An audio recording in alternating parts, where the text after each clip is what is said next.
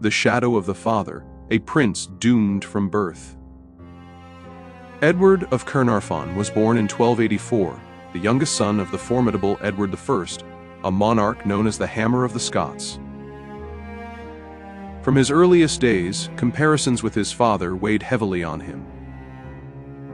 Where the elder king was disciplined, ruthless, and politically astute, the young prince was more drawn to music, pageantry, and the company of men who delighted in courtly pleasures rather than military campaigns.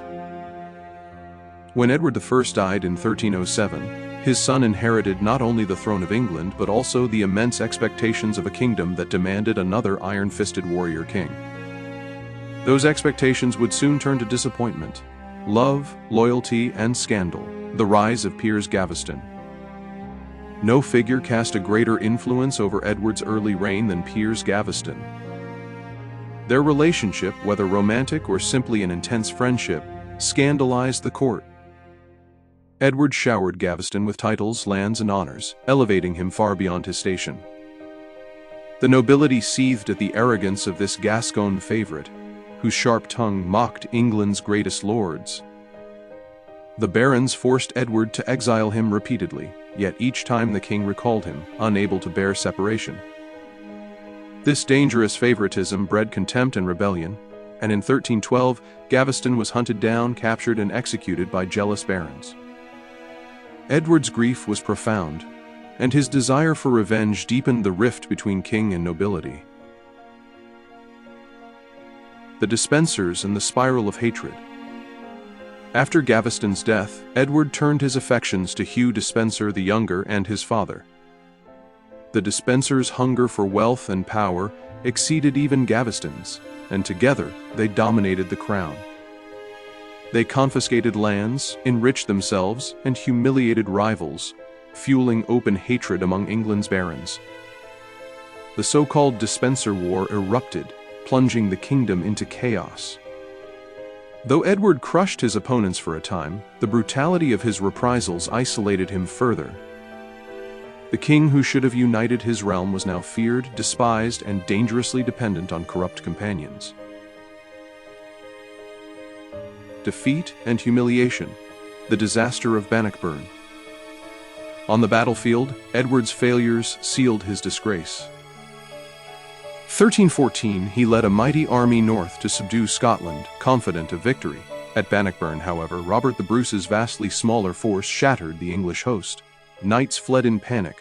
The king himself narrowly escaped capture. This crushing defeat marked the end of England's dominance in Scotland and exposed Edward as a weak and inept commander. In the eyes of his people, he was no warrior king, but a ruler incapable of defending his realm. The Queen's revenge. Isabella of France turns against her husband. Edward's political failures bled into his marriage. Isabella of France, daughter of the mighty Philip IV, had once been a dutiful queen. Yet her husband's obsession with favorites and neglect of her role left her sidelined. Worse, the Despensers stripped her of lands and humiliated her publicly. By 1325, Isabella had had enough. Sent to France to negotiate with her brother, King Charles IV, she refused to return to England. There, she encountered Roger Mortimer, a powerful baron who had fled Edward's wrath. Their alliance, both political and intimate, became the king's undoing. Together, Isabella and Mortimer plotted the destruction of her husband's rule.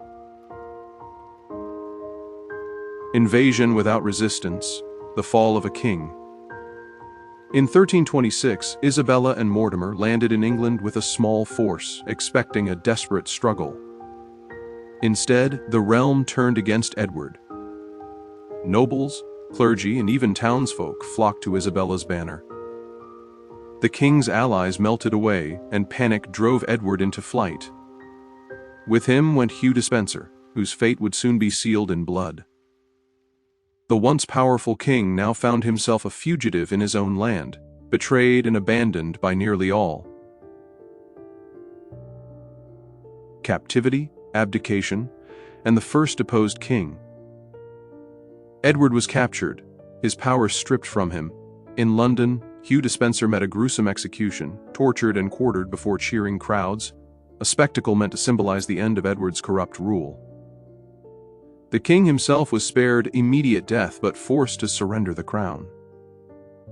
In January 1327, under immense pressure, Edward abdicated in favor of his 14-year-old son, who became Edward III. For the first time in English history, a reigning monarch had been formally deposed by his subjects. The humiliation was total, a son crowned while the father still lived, the might of monarchy shattered before the eyes of the realm. Berkeley Castle, the prison of a fallen monarch. Edward's captivity was first at Kenilworth Castle, but soon he was moved to the grim fortress of Berkeley in Gloucestershire. The new regime under Isabella and Mortimer sought to keep him alive yet invisible, a living embarrassment best forgotten. But Edward's continued existence was a danger. Loyalists whispered of rescue attempts, and rumors spread of plots to restore him. The question loomed, could a deposed king be allowed to live? The horrors of September 1327, murder or mystery. In September 1327, the news came, Edward II was dead. Officially, he had succumbed to illness or grief. Yet almost at once, darker stories circulated.